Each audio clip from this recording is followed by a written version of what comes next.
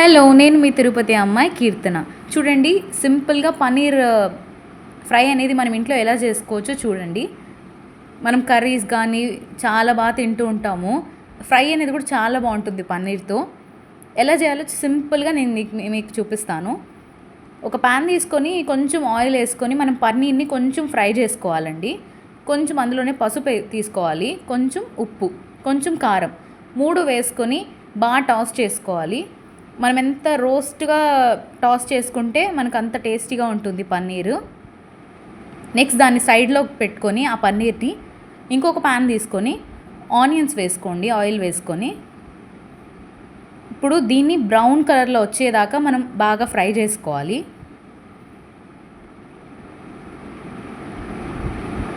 మనం పన్నీర్ని కానీ ఆనియన్స్ని కానీ ఎంత ఫ్రై చేస్తే మనకి పన్నీర్ అనేది అంత బాగుంటుంది.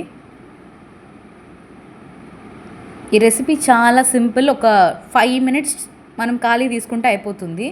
ఇప్పుడు ఆనియన్స్లో మనం కొంచెం సాల్ట్ యాడ్ చేసుకోవాలి.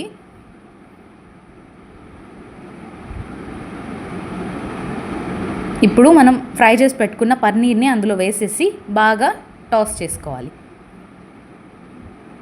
అంతే, సింపుల్గా మనకి పన్నీర్ ఫ్రై అనేది అయిపోతుందండి.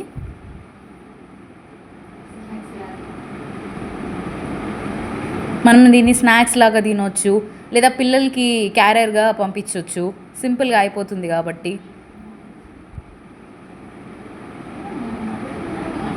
ఇది మా ఇంట్లో వాళ్ళకైతే చాలా ఇష్టమైన రెసిపీ, అందుకే నేను మీతో షేర్ చేసుకుంటున్నాను. ఎలా వచ్చిందో మీరు నాకు కామెంట్ చేయండి.